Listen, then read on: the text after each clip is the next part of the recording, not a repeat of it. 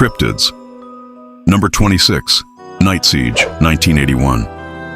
In Rome Township, a family was terrorized by glowing orbs, mutilated livestock, and red-eyed cryptid figures. The events spanned multiple nights and were investigated by researcher Dennis Pilichis. It's often compared to Skinwalker Ranch for its intensity and strangeness. It's another fascinating subject that calls for a full episode, and I plan to delve into it further down the line. Number 27. The Loveland Frogman. First sighted in 1955 and again in 1972, this 3 to 4 foot amphibious humanoid has become an Ohio legend. While researching for this video and digging through old newspaper archives, I came across an article about Ohio's so-called mud mermaids. This discovery leads me to believe that the mud mermaid stories could be the inspiration for the Frogman legend. Or perhaps they represent yet another report of strange aquatic cryptids inhabiting Ohio's waterways. Number 28. Other Ohio cryptids. Local legends include the Ohio Grassman, a Bigfoot-like creature, the Wild Man, the Dogman of Defiance, Lemonheads, Mothman sightings near Gallipolis, and the Cedar Bog Monster in Champaign County. Each adds to the state's rich cryptid lore. Other mysteries. Number 29. Ohio Death Hole and the Blue Eddy. In Hocking County, Scotts Creek is home to a deadly undertow called the Death Hole, rumored to claim lives and harbor ghosts. The Blue Eddy is a swirling pool believed to be bottomless, with tales of vanishing people and a haunting current. Number 30. Wright-Patterson AFB. The legend of Wright-Patterson Air Force Base centers on claims that debris and possibly alien bodies from the 1947 Roswell UFO crash were transported to the base's secure facilities for analysis and reverse engineering. Two prominent military figures frequently cited in this narrative are General Curtis LeMay, who, according to Senator Barry Goldwater, flatly denied him access to the alleged UFO storage area, often called Hangar 18, and Major Jesse Marcel, the Air Force intelligence officer first on the Roswell scene, who later maintained that what he recovered was not a conventional weather balloon. So all I could do is keep my mouth shut, of course, which we both knew differently. And what I saw, I couldn't believe there was so much of it. So we proceeded to pick up as much of the debris as we could, loaded in the wagon. We filled that up. It took us a good part of the day to do that. It was not anything from this earth that I'm quite sure of, because being an intelligence officer, I was familiar with just about all materials used in aircraft and in our air travel. This is nothing like that. According to persistent rumors, military scientists at Wright-Patterson examined the wreckage and potentially back-engineered advanced technologies, sometimes credited with breakthroughs like fiber optics, nitinol, night vision, and more. Official investigations and government reports continue to deny any evidence of extraterrestrial materials or reverse engineering programs at Wright-Patterson, but the base remains central to American UFO mythology and the enduring mystery of the Roswell affair. Number 31. Horned human skull.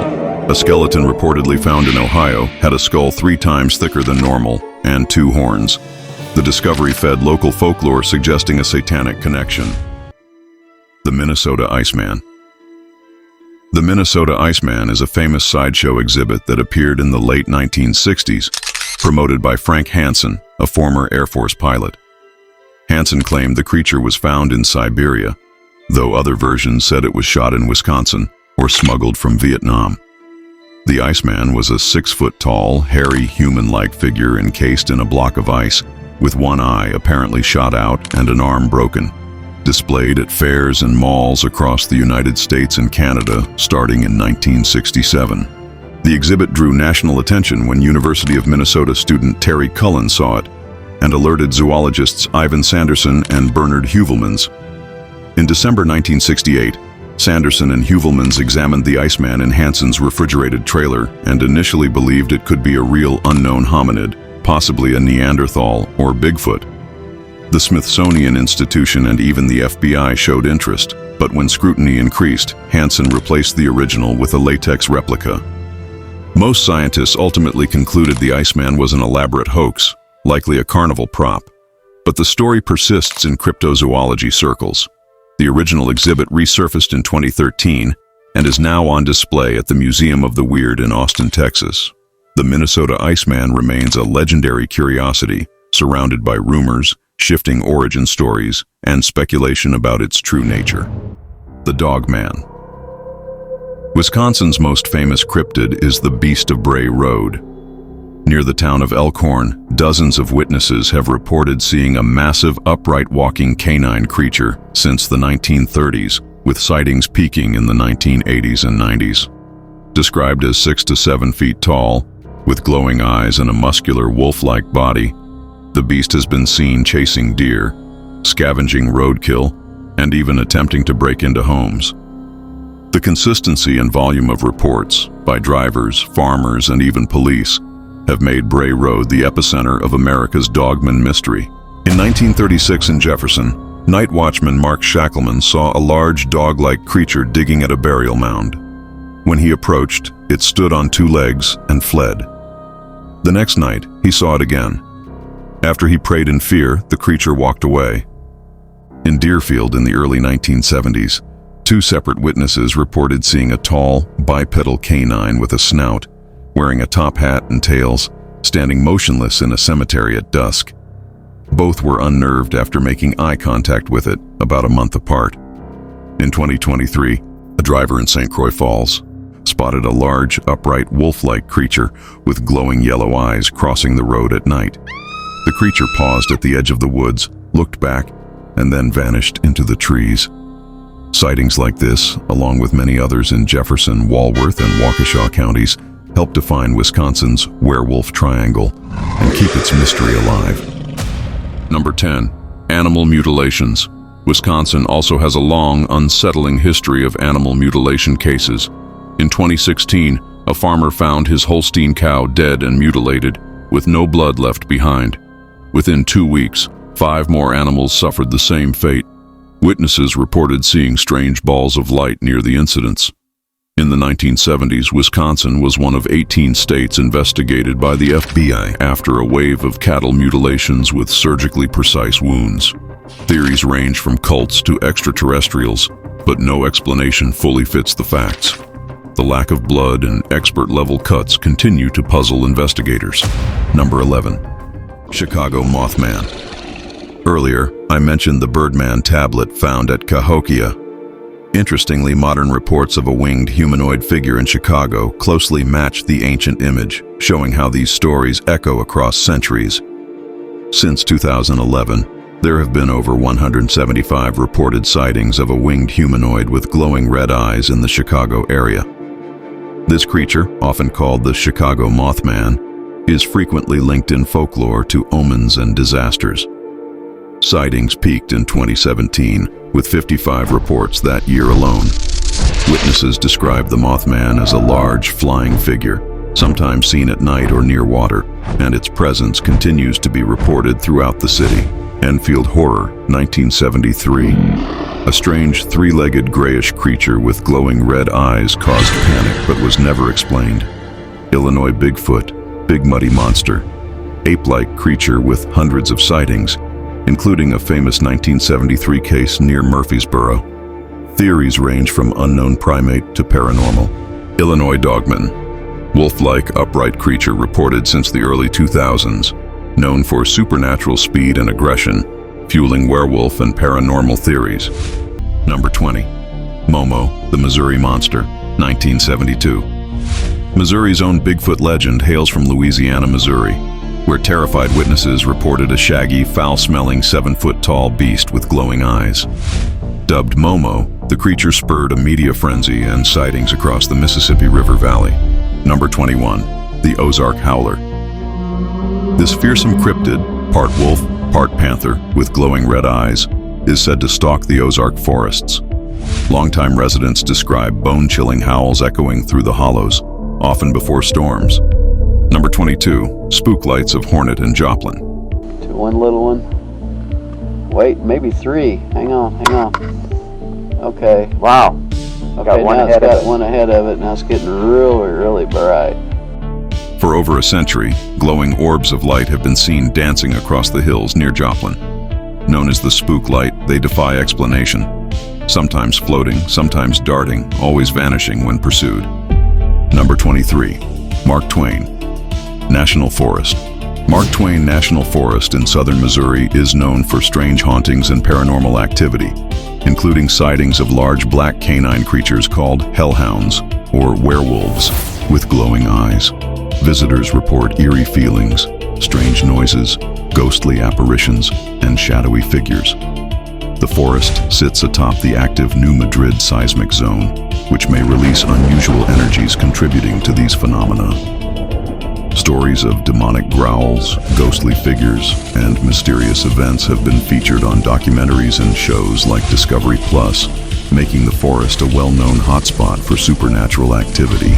Number 24. Cattle mutilations. The 2004 UFO Hunters episode, Cattle Mutilations in Missouri, documented a local farmer losing dozens of cattle to mysterious bloodless mutilations, forcing him to stop farming amid fear and losses. Number 25.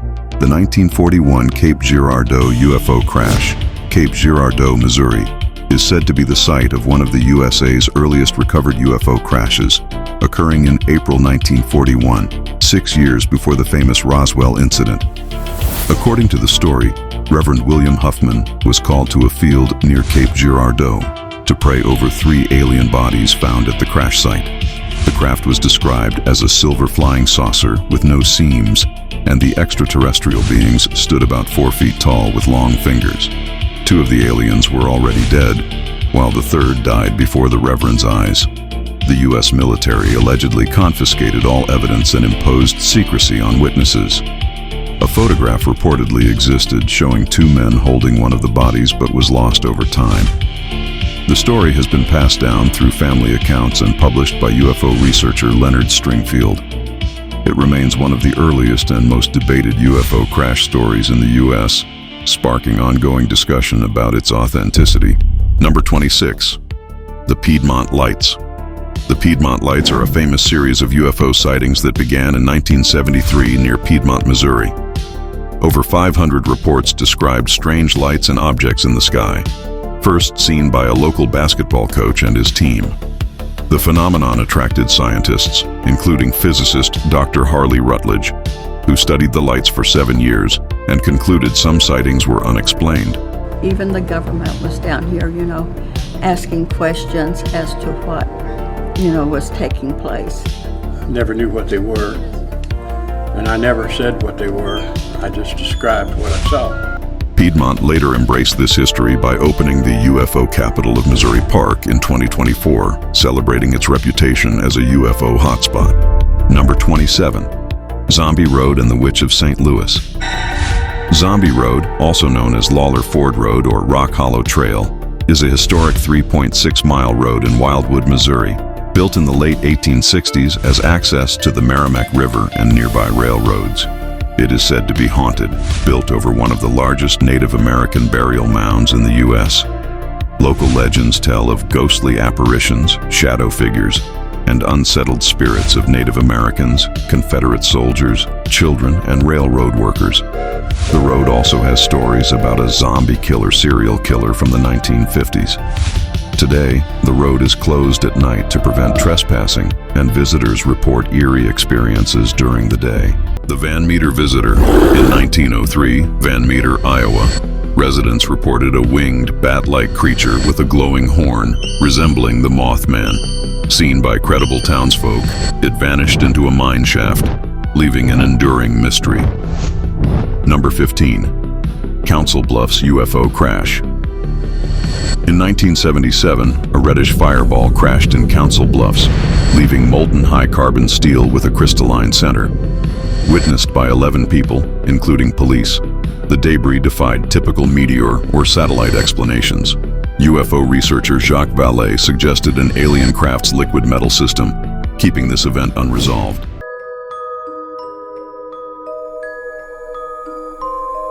Mound and earthwork structures. Number 21. Serpent Mound. Located in Adams County, Ohio, Serpent Mound is a massive quarter-mile-long prehistoric effigy mound situated atop an ancient meteor crater. Its design precisely aligns with major solar and lunar events, such as solstices and eclipses, reflecting advanced indigenous astronomical knowledge. thought to have been constructed around AD 1070 by the Fort Ancient culture, though some evidence points to the earlier Adena culture. In the late 1800s, Harvard archaeologist Frederick Ward Putnam led major excavations, discovering both long-headed, dolichocephalic, and short-headed, brachycephalic skulls in nearby conical burial mounds. These skull types, described and interpreted by physician Dr. J.F. Snyder, suggest the presence of two distinct prehistoric populations in the area. The discovery of both tall and short skulls is comparable to Easter Island mythology, where two distinct groups once coexisted, suggesting possible shared symbols or cross-cultural connections. One particularly unusual nearby burial featured skeletons arranged in a star-like pattern, with their heads pointing outward from a central point, indicating possible symbolic or ceremonial burial practices. The missing copper of Isle Royale. On Isle Royale and the Keweenaw Peninsula, ancient copper mines date back over 4,500 years. Archaeologists estimate 500 million pounds of copper was extracted, yet almost none can be found in North American artifacts.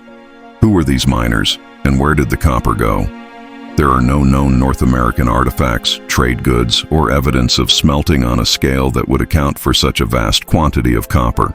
Even more puzzling, there are no permanent dwellings, shipwrecks, or settlements left behind by the ancient miners. The only evidence of their activity are the abandoned pits, stone tools, and large copper masses left behind, such as a 6,000-pound chunk of copper found on an oak cradle dated to about 1400 BCE, and thousands of stone hammers and axes found at the sites. The abrupt abandonment of these mines around 1200 BCE adds to the mystery, as does the lack of any ruins or infrastructure that would be expected if such an enormous operation had taken place over thousands of years. Some theories suggest it was shipped to Europe to supply the Bronze Age, but no evidence confirms this. The true fate of Michigan's missing copper remains unsolved. Number 5. The Wisconsin Pyramid. Aztalan State Park sits along the Crawfish River in Jefferson County, Wisconsin. First mapped in 1837 by Nathaniel Heyer, who mistakenly thought it was built by the Aztecs, Aztalan was actually created by the Mississippian culture, a Native American group that flourished between 1050 and 1200 AD, likely migrants from Cahokia near present-day St. Louis. The site is famous for its 3 main platform mounds, a reconstructed wooden stockade with guard towers, and large ceremonial plazas. Archaeologists have found evidence of advanced agriculture, long-distance trade, and a blend of Mississippian and local woodland artifacts. But the real mystery is why the settlement was abandoned around 1200 AD. The Princess Burial, a young woman interred with thousands of shell beads and rare items, hints at remarkable trade networks and unique burial customs. Even more puzzling, the layout of Aztalan's mounds seems to align with other ancient sites, but the meaning of these alignments is still debated. Today, Aztalan is a protected state park, but its ancient secrets remain unsolved. Number 6. The Rock Lake Pyramids. The Rock Lake Pyramids are another Wisconsin enigma. In the early 1900s, brothers Lee and Claude Wilson reported seeing pyramid-like structures beneath Rock Lake's clear water during a drought.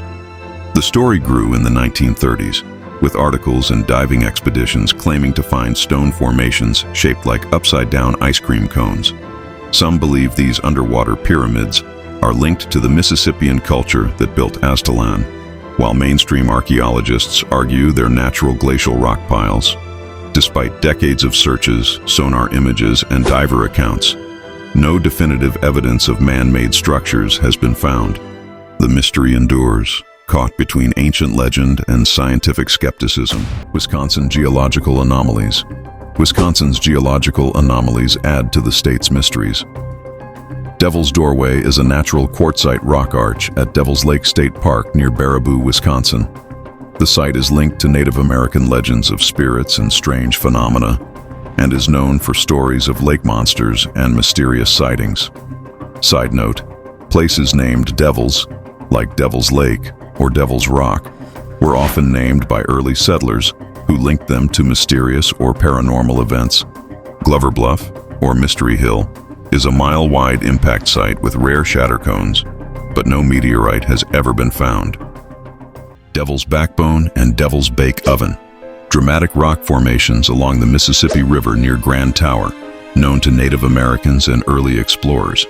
The Devil name reflects beliefs in evil spirits haunting the rapids. Legends tell of ancient stone forts built by yellow-haired giants or Welsh explorers, ghost stories, and discoveries of skeletons in breastplates and ancient coins, though archaeologists dismiss many as myths. Mystery Mound. The Missouri Mystery Mound story on Coast to Coast AM began with a caller who said a Native American elder had led him blindfolded to a hidden site. There, the elder showed him relics from a hall of records said to belong to an unknown ancient civilization. The artifacts and inscriptions suggested origins beyond typical Native American cultures, sparking theories involving a lost civilization. Charles Teague later pursued this story seriously. After hearing a shaman describe a hidden hall of records beneath a Missouri mound, he made several expeditions with family and native guides. They found caves and strange carvings. Teague was confronted by armed men and believed the site was being guarded to keep its secrets hidden. Though the caves are now sealed, he remains convinced the mound holds important ancient mysteries possibly tied to lost civilizations. Concerned for his safety, Teague stopped exploring, but continues to promote the story as a sacred, secret site. Number 14. The lost silver mines of the Ozarks tales persist of immense veins of silver once mined by the Spanish, or perhaps older civilizations. Some stories connect these mines to mysterious stone markers left in remote valleys. The Rich Hill Tribune, Rich Hill, Missouri, June 9, 1910. In the Columbia area, students Dan McGuire and R.E. Miller uncovered a stone chamber inside an Indian mound. The chamber measured about 4 feet wide and 10 feet long.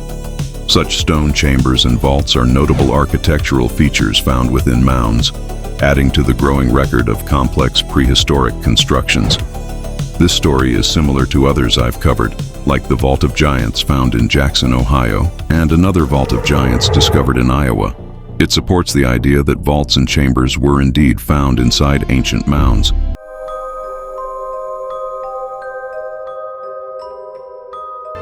Brush Creek, Cincinnati Tablet. In the 1870s near Muskingum County, excavation revealed giant skeletons and a stone tablet with unusual symbols, possibly Arabic. Later, a worker claimed the inscriptions were faked. Dr. Barry Fell reportedly analyzed the tablet and declared the message genuine. Translated, Mound to honor Washatar, lamented, erected in the name by his kin. The tablet has since vanished. Mysterious inscriptions. An 1891 report describes hieroglyphic stone carvings resembling Old World writing across Ohio. A 1908 discovery at Stone Fort, Fort Ancient, sparked similar debate. In 1868, miners in Hammondsville uncovered a slate wall inscribed with strange symbols deep within a coal seam, still unexplained. The Newberry Tablet. In 1896, a sandstone tablet engraved with 140 unknown symbols was found near Newberry, along with ancient statues. The script doesn't match any known writing, and the artifacts have since deteriorated. Some see links to Mediterranean scripts, but most experts dismiss it as a hoax. The debate continues. Solstice Rock. The stone face found by Bessie Kmiechik in Wisconsin's Black River Forest is another unsolved mystery. Discovered in a wooded area, the carved stone face has an ambiguous Mona Lisa-like smile that has captivated locals and researchers. Some believe it's a Native American carving. Others suggest it could be evidence of even older cultures. Bessie says the face is part of a burial mound and is 500 to 600 years old, possibly connected to the spring equinox. But with the exact location kept secret and no definitive explanation, the stone face remains an enigma. Number 5. The Wabansie Stone. Near the mouth of the Chicago River, a 3-foot granite boulder with a human face and a mysterious bowl and mouth feature was first recorded between 1803 and 1812. Its altar-like design closely resembles the Sea Market altar stone in Florida, fueling theories of ancient seafarers, possibly Phoenicians, using it for ceremonies or as a marker for trade routes. The Chicago River entrance was a vital link between the Great Lakes and the Mississippi River, making it a key crossroads for ancient trade and travel. Its ambiguous origin and ceremonial hints make it a focal point for speculation about lost civilizations. Piney Creek Ravine. Randolph County's Piney Creek Ravine holds Illinois' largest collection of prehistoric rock art, with nearly 200 petroglyphs and pictographs from the late Woodland and Mississippian periods.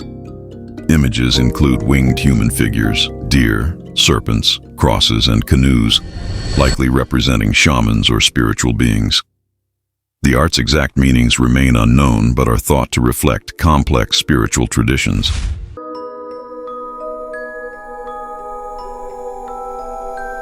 Springfield Daily Republic, December 5, 1887. The Mound Builders of Ohio. Professor Putnam's address on ancient Americans. Professor F.W. Putnam, curator of the Peabody Museum at Cambridge, Massachusetts, and one of America's most distinguished archaeologists, recently lectured before the Western Reserve Historical Society on the mounds and mound builders of Ohio. Professor Putnam spent 2 months exploring the Serpent Mound in Adams County. He remarked, "There were 4 great ancient races on this continent, or if one race, they showed greater diversity than any other on Earth. For instance, in one mound in Ohio, we found 1,500 skeletons of various sizes, differing significantly in their characteristics." He explained that the 4 great races can be resolved into 2 groups: the long-headed people and the short, broad-headed people. Evidence suggests that the long-headed people came from northern Asia, crossed the Bering Strait, continued south to California, then traveled to the Great Lakes, down the St. Lawrence River, along the Atlantic coast as far as North Carolina, eventually spreading into Ohio and Pennsylvania. These people resembled those of northern Asia in face and form. The short-headed people had characteristics similar to those of southern Asia and resembled the Malay race. The earliest traces are found in Peru and Central America. From there, they moved north into Mexico, New Mexico, and Arizona, following rivers that flow into the Gulf of Mexico, notably the Mississippi. They eventually mingled with the long-headed people in Tennessee and Ohio and were ultimately absorbed by them. He detailed the use of mounds for burial, noting the various ways bodies were prepared for interment, sometimes cremated, sometimes laid directly in the ground, sometimes placed in rough stone tombs or wooden log structures. Besides burial mounds, there are other mounds used for great religious ceremonies. Professor Putnam described his explorations in the Little Miami Valley and praised Colin Whittlesey's work on ancient Lake Superior mining and the mounds in that valley. The sacred mounds there were used for sacrifices and religious ceremonies, not human sacrifices, but offerings to fire. In one mound, terracotta figures were found, beautifully carved representations of people in restful attitudes. Numerous stone images, copper pendants, thousands of copper beads, earrings covered with native silver, and over 60,000 pearls were discovered, as if all the tribes had contributed their pearls to this altar. Several altars were sometimes found in a single mound, demonstrating that many large mounds had purposes beyond burial. Turning to the Serpent Mound in Adams County, Professor Putnam said the serpent was worshipped by the ancient Mexicans and Peruvians, and apparently held significance among Ohio's ancient people.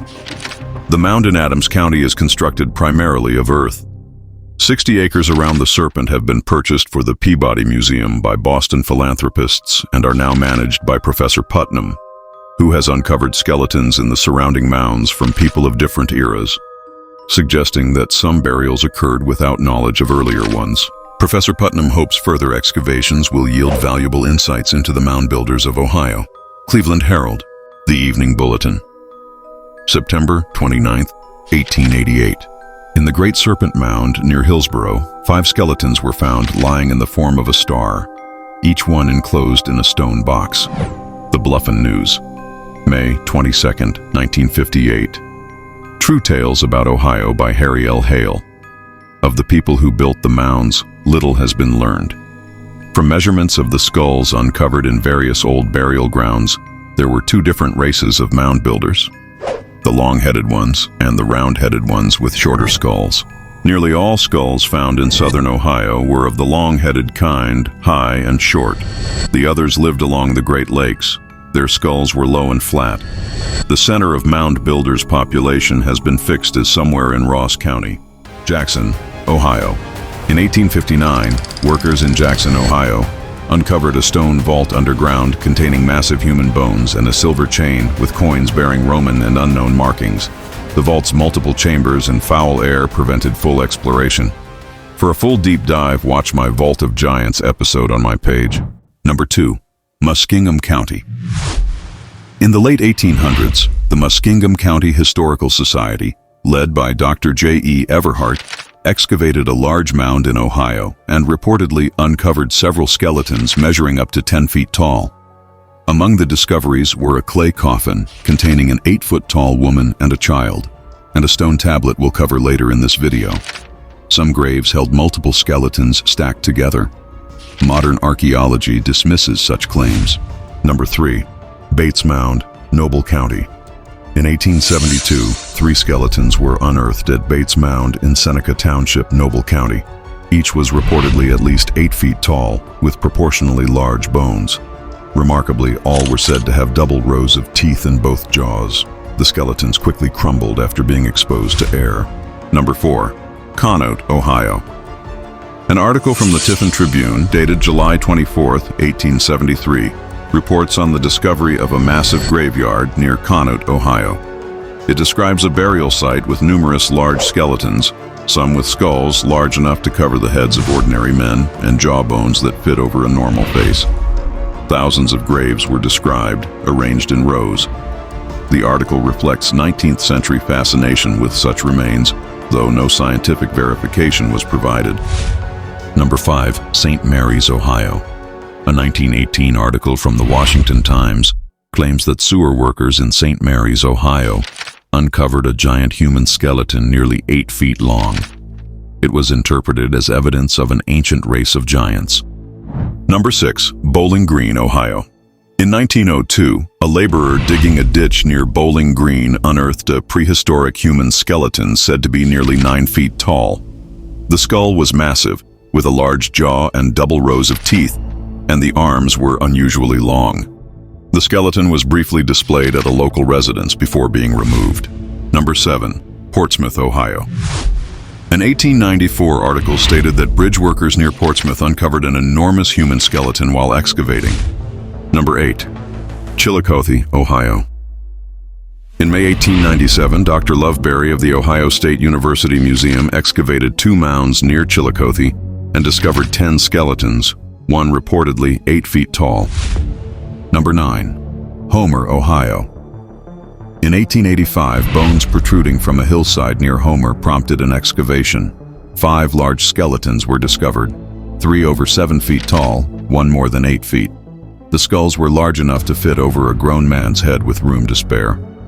They were found laid out on a stone platform, 5 feet underground, feet pointing east. Artifacts included an engraved stone pipe, a curved knife with a wooden handle, and a 6-quart kettle. Number 10. Port Jefferson, Ohio.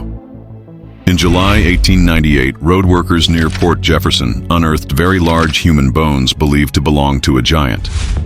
Number 11. Near Akron, Ohio quarry workers northwest of Akron reportedly found the near-complete skeleton of a prehistoric man over 10 feet tall. The skull and jaw could fit over a modern man's head. Other remains included ribs, vertebrae, femurs, and a broken pelvis. The Cleveland Plain Dealer covered the discovery, calling it of great scientific interest. Number 12. Additional reports. In the 1800s, Dr. Everhart described graves with skeletons notably different from both Native Americans and Europeans.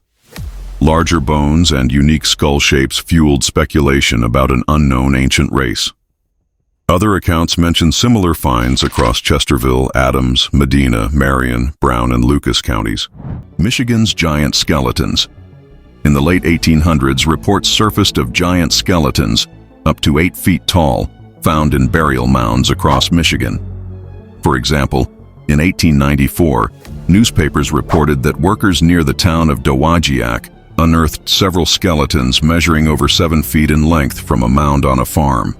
Another case came from near Grand Rapids in 1872, where a group of farmers discovered a skeleton said to be nearly 8 feet tall, with unusually large jawbones and teeth.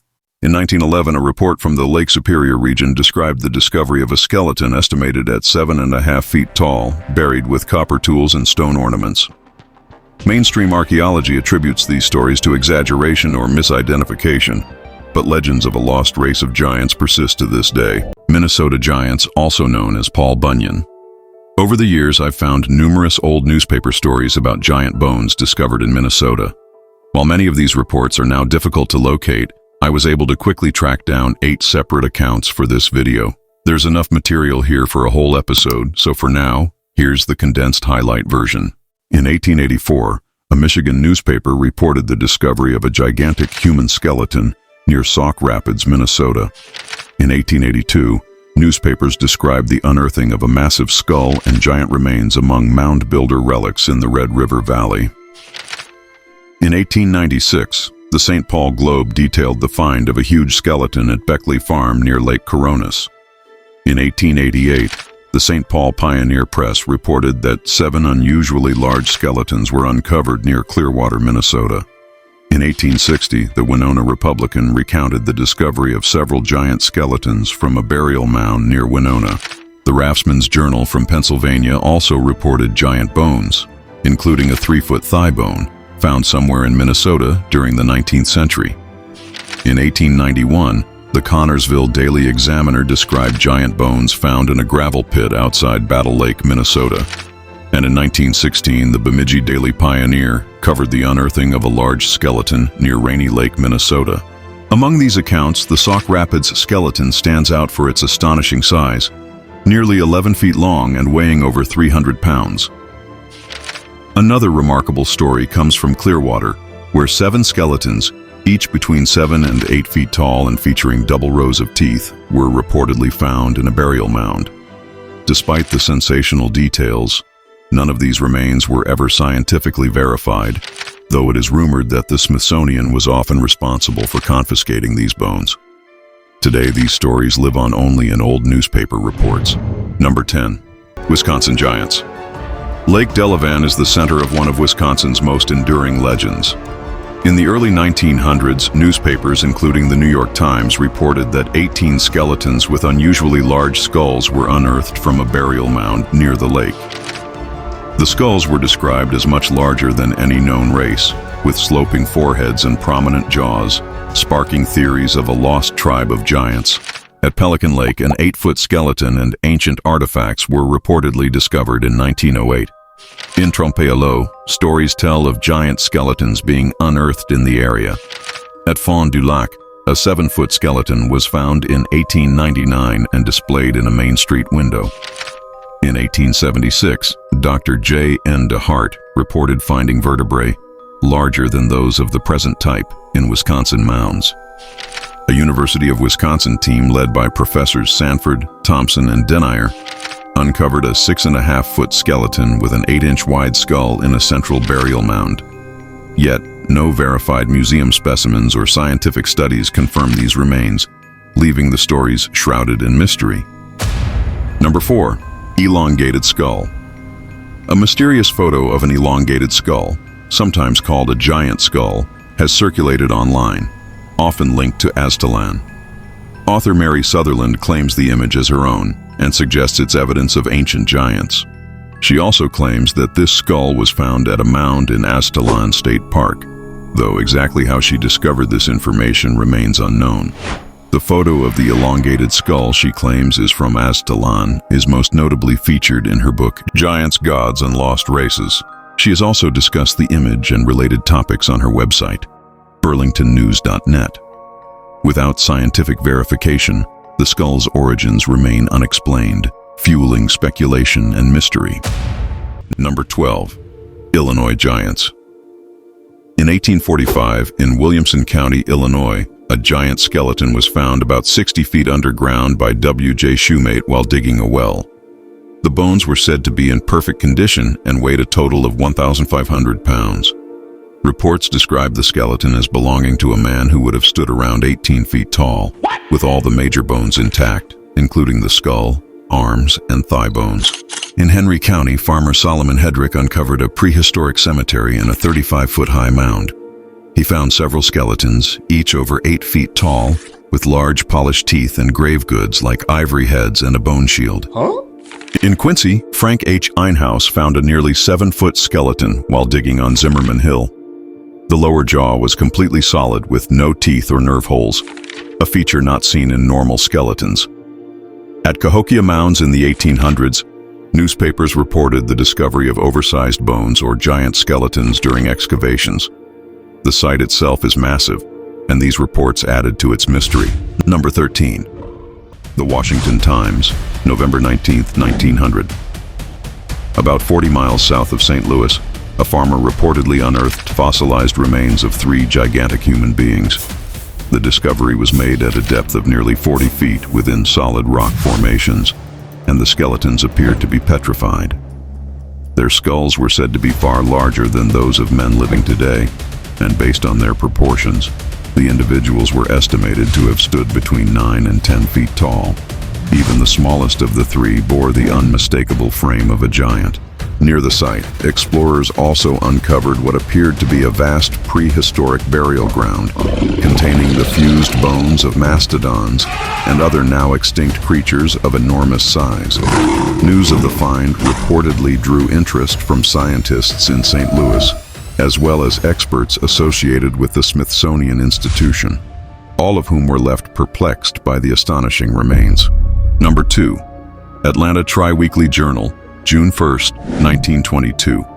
The ancient earth mounds of Missouri's Cahokia district, spanning over 80 mounds across 600 acres, have begun to reveal long-held secrets through a 5-week excavation led by Dr. Moorhead. The dig uncovered 3 cemeteries, 52 human skeletons, 23 funeral jars and urns, various small art objects, weapons, daily life implements, and a ceremonial altar. These finds offer a vivid glimpse into the lives of the builders of these mighty structures.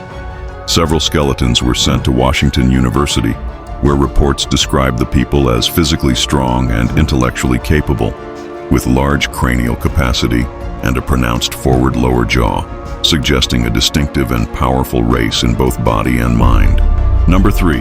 Fort Worth Daily Gazette, August 15, 1883.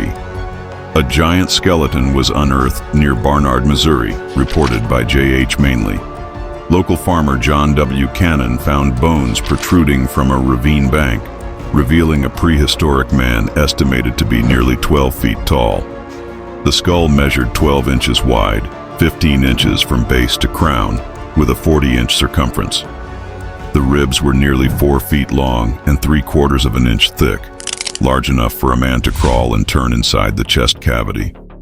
Thigh bones measured 30 inches and were massive. The feet were striking, with the first large toe joint 3 inches long and entire feet about 18 inches. The skeleton lay face down, nearly 20 feet deep. Though some bones deteriorated on exposure, many were preserved. These remains, now exhibited in Barnard, continue to fascinate both scientists and the public. Number 4. The Nez Perce Herald, Nez Perce, Idaho, July 19, 1923. Skeletons believed to be those of prehistoric men who once inhabited the Ozark Mountains, long before the age of bows and arrows, have been unearthed near Knoll, Missouri. These remains exhibit physical characteristics distinct from any known Native American tribes, suggesting they belong to an earlier, unknown people who once roamed the region. Number 5. Steelville Ledger, Steelville, Missouri, 1933. While excavating a gravel pit near Steelville, workers discovered the skeleton of a man estimated to be over 8 feet tall. The Steelville Ledger reported massive thigh bones and skull fragments among the remains. The skeleton was buried beneath layers of ancient ash and limestone, positioned seated with its head bowed. After being handed to museum officials, the skeleton mysteriously vanished, and no trace has ever been found.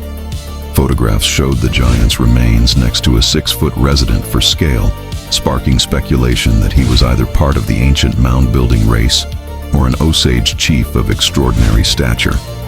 The disappearance under institutional custody remains a mystery, echoing other stories of giant bones claimed by museums or agencies, but never publicly seen again. Number 6. Butler Weekly Times, Butler, Missouri, October 10, 1883. A giant skeleton was uncovered on Franklin Boots's farm by farmhand George Arnold during gravel pit excavations.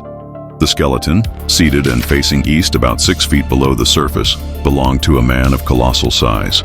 Though some bones were broken, the skull was intact, measuring about 16 inches from front to rear, passing through the eye socket, and the lower jaw measured 8.5 inches, suggesting a brain weight between 4.5 to 5 pounds. Other measurements indicate the man stood at least 9 feet tall with a proportionally large body. The teeth were large and showed no decay but were worn nearly to the bone, indicating advanced age. The massive jawbone suggested muscular strength far surpassing that of modern humans. Number 7. The St. Louis Republic, June 18, 1901. Laborers working at the corner of 2nd and Vine Streets uncovered part of a skeleton buried approximately 5 feet below the cellar floor. Initially, the jawbone was mistaken for that of an animal due to its immense size, but upon closer examination, it was found to be too human-like to belong to any creature other than a man. The jaw still contained several enormous molars, indicating the individual was of powerful build. The remains are believed to be those of a giant mound builder, buried within a peculiar layer of virgin clay never before unearthed at the site. Number 8.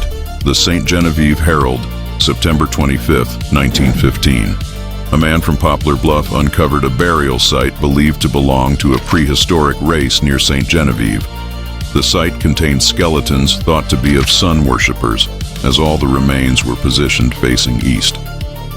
Among the finds were arrowheads and a skull that differed notably from those attributed to known Native American tribes. The skull was small but featured very large jaws and teeth. Near the skeletons were traces of burned charcoal, suggesting ritualistic practices.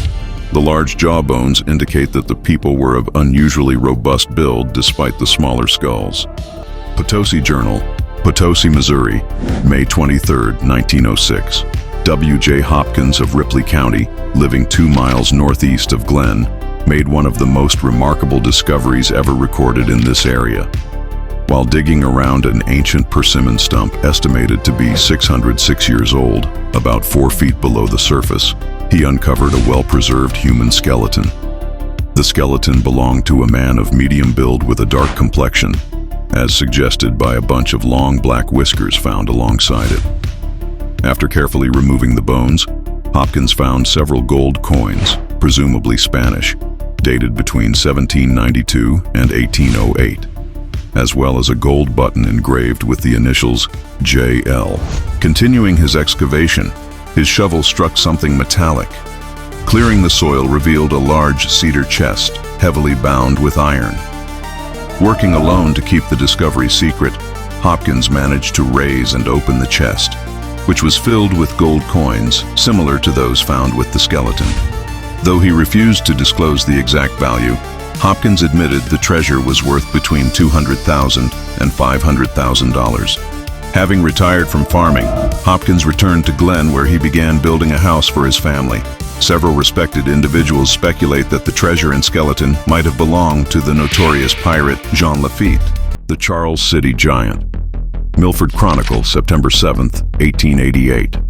In 1888, near Charles City, Iowa, Professor Webster's excavation of 14 mounds uncovered 30 skeletons, several nearly 7 feet tall with thick skulls and sloping foreheads. Buried in a doubled-up position with fire damage, these remains, accompanied by sparse pottery, suggest a distinct ancient population with unusual burial customs. Number 12. John Wesley Powell's Giant. Evening Star, December 16, 1893. For everyone who says there is no evidence of the Smithsonian's involvement with giant skeletons, this is for you. Here is a direct quote from the head of the Smithsonian himself, referring to a 7'6" skeleton. John Wesley Powell, head of the Smithsonian Institution's Bureau of Ethnology and a Civil War veteran and explorer, oversaw mound investigations in the late 19th century. In 1897, Smithsonian Director John Wesley Powell reported a 7'6" skeleton in an Iowa mound, adorned with a bear-tooth necklace and copper beads. The bones crumbled upon exposure, leaving no trace, it is said. This credible account fuels speculation about suppressed giant discoveries by the Smithsonian. Number 13. The Vault of Giants, Worcester Daily Spy, May 9, 1857. In 1857, Burlington, Iowa, workers found an arched vault with 8 skeletons over 8 feet tall, built with advanced masonry. Reported by the Burlington State Gazette, this find challenges known Native American burial practices, hinting at a lost culture or legendary giants. Jackson, Ohio, February 21, 1859. Our village is full of wonder and excitement. Martin Marker, J.W. Hughes, and Washington Long, while digging a grave in the cemetery near this village at about 10 o'clock this morning, came upon a large flat stone about 4 feet below the surface. This stone halted their progress until they were able to procure assistance and remove it from its resting place of ages. When the stone was lifted, it was found to have closed the entrance to a subterranean vault. All efforts thus far, as of 3 p.m., to enter the vault with a light have been unsuccessful, due to the foul air with which it is filled. By means of a rake, human bones of gigantic size have been raised, along with a small chain of silver, with coins attached to each end. The coins, though much defaced by time, have the appearance of those in use among the Romans during the days of Cicero. There are also evident traces of hieroglyphic devices that cannot be deciphered. The men at the cemetery have attempted to make light in the vault by burning straw.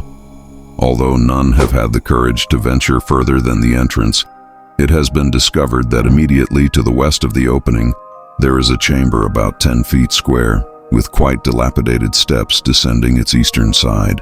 3 other chambers branch out from this area, one to the north, one to the west, and one to the south. Naturally, we are all curious to know when and by whom these vaults were made and filled. Reverend Mr. Hunter, Mr. Armstrong, and Dr. Nooft have examined them, and all believe these vaults were constructed by the same people who built the mounds in the southern part of the state. The questions now present themselves to everyone. Who made these vaults, and who filled them? Was our country once the home of giants? Worcester Daily Spy, May 9, 1857. Skeletons found in Iowa. The Burlington State Gazette says that while some workmen were engaged in excavating for the cellar of Governor Grimes's new building on the corner of Main Street, they came upon an arched vault some 10 feet square. When it was opened, it was found to contain 8 human skeletons of gigantic proportions. The wall of the vault was about 14 inches thick and well laid up with cement or indestructible mortar. The vault is about 6 feet from the base of the arch. The Nebraska Independent, Lincoln, Nebraska, September 6, 1900. Another missing link. Prehistoric giant found in Arizona, near Flagstaff legends. Among the Native American tribes of Arizona and northern Mexico are filled with tales of a race of giants who once lived on the mesas.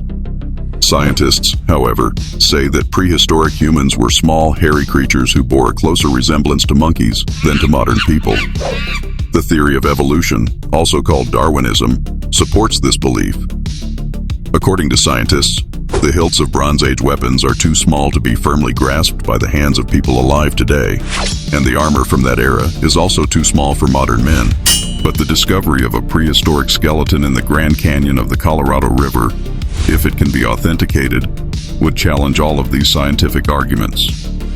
40 miles from Flagstaff, Arizona, a guide named Hull reportedly discovered the petrified skeleton of a man whom he estimated to have stood at least 17 feet tall.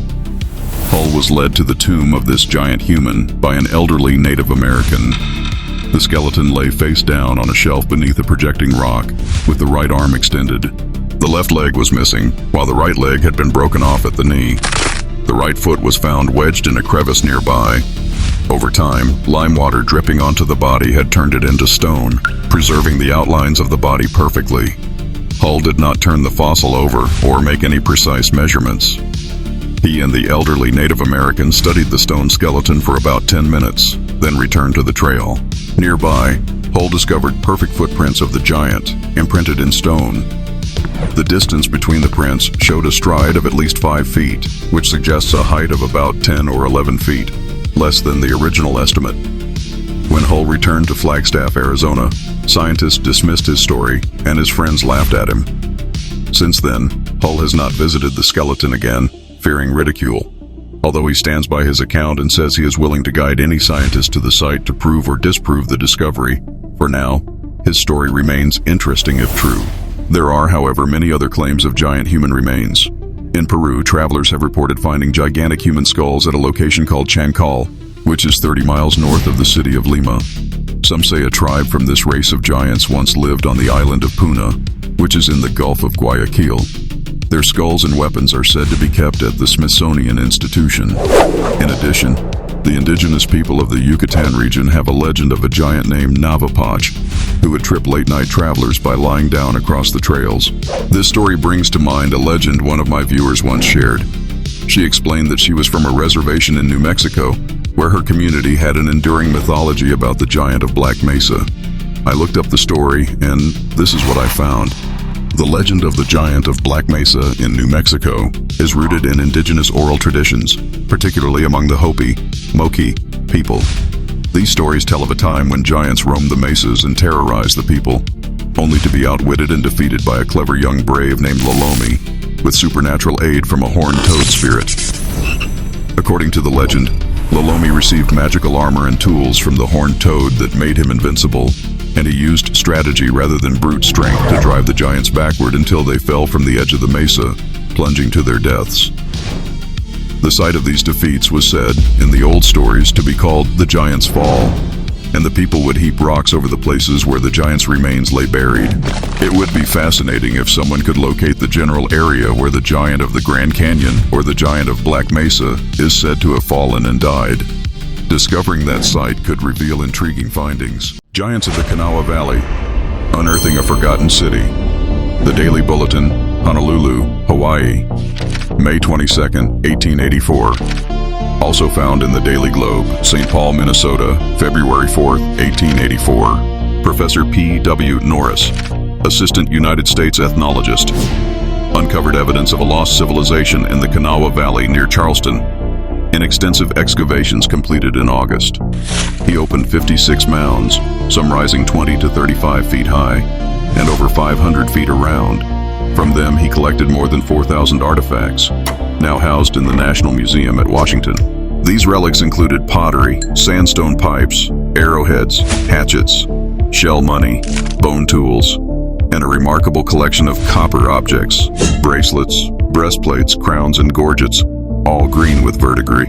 In one 35-foot mound, Norris uncovered a timber-lined vault, 12 feet square and 10 feet high.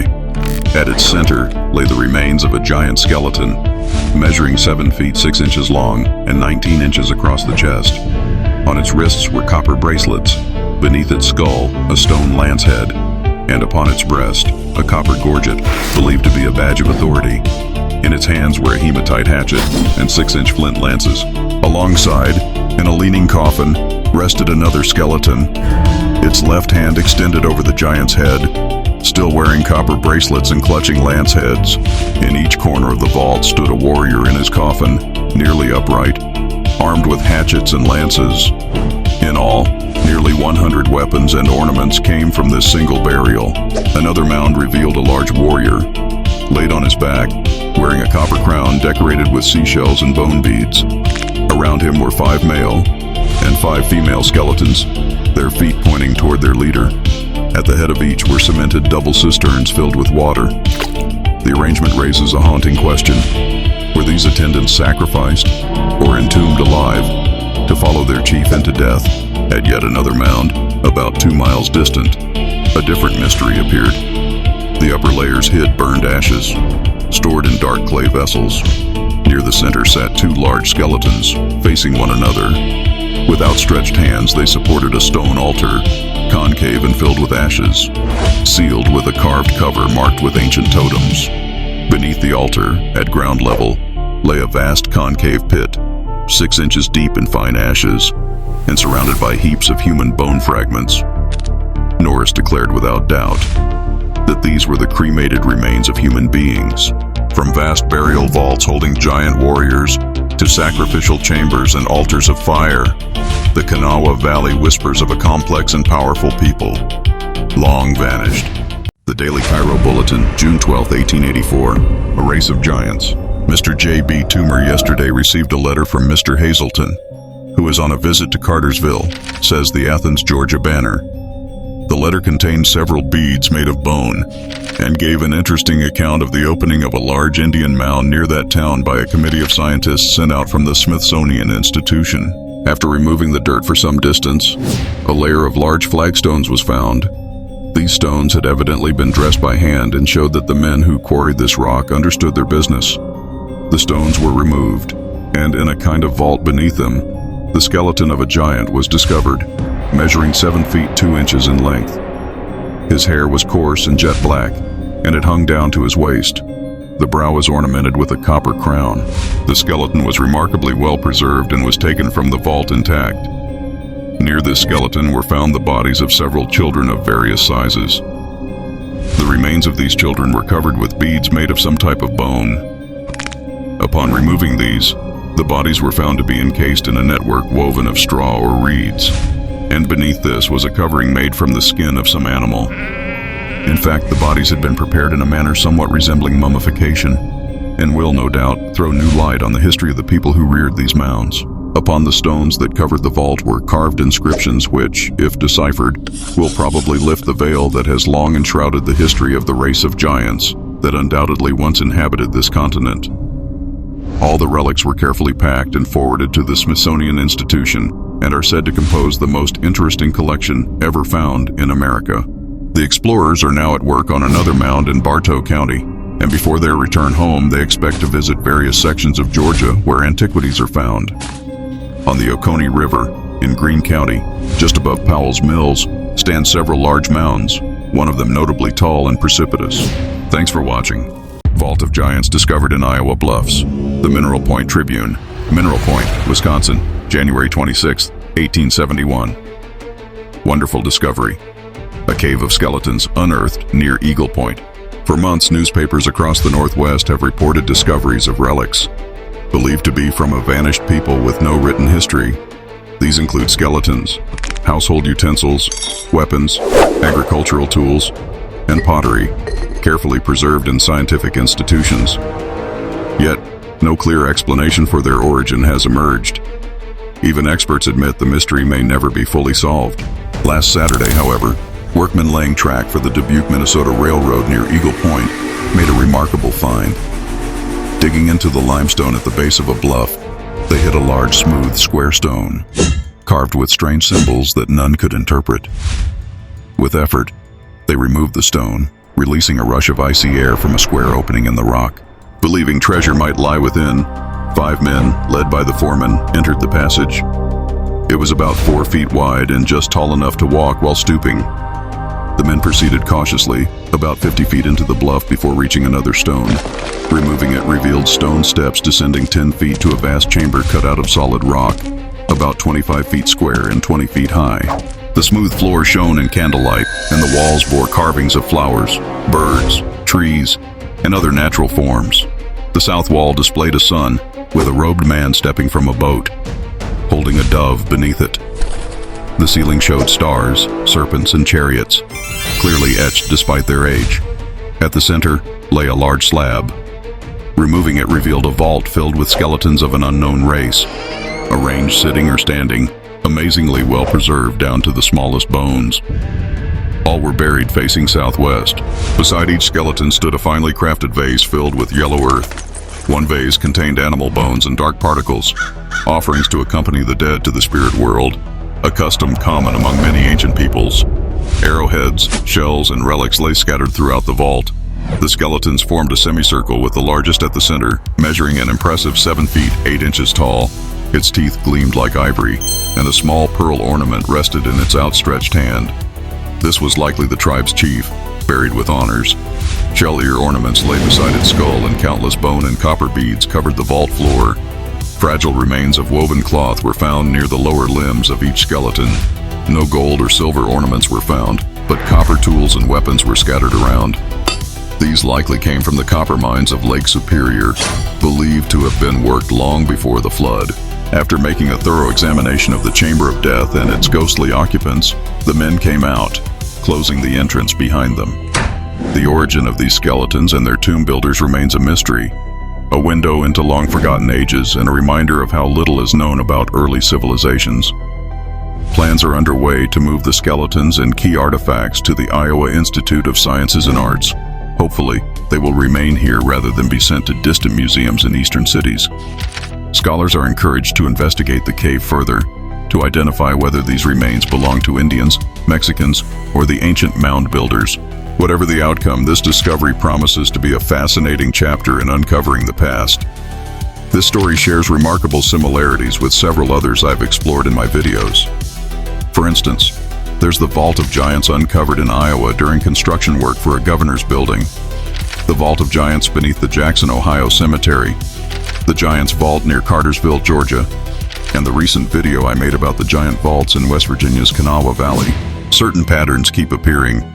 Circular burial arrangements or spokes radiating like a wheel, skeletons positioned facing particular cardinal directions, and almost always the presence of copper artifacts, beads, bracelets, and even copper crowns. The teeth of these giants are consistently described as unusually well preserved and pristine. Seashells often accompany the burials as well. All these clues are helping me piece together a clearer picture of the traditions practiced by the ancient mound builders. This is just the beginning of my research journey. I'm positive I will find more of these reports because I've heard the same stories reported on islands of different countries. So if you're curious to uncover more with me, please follow, like, and subscribe. Thanks for watching. Keep camping and exploring the mysteries of our world.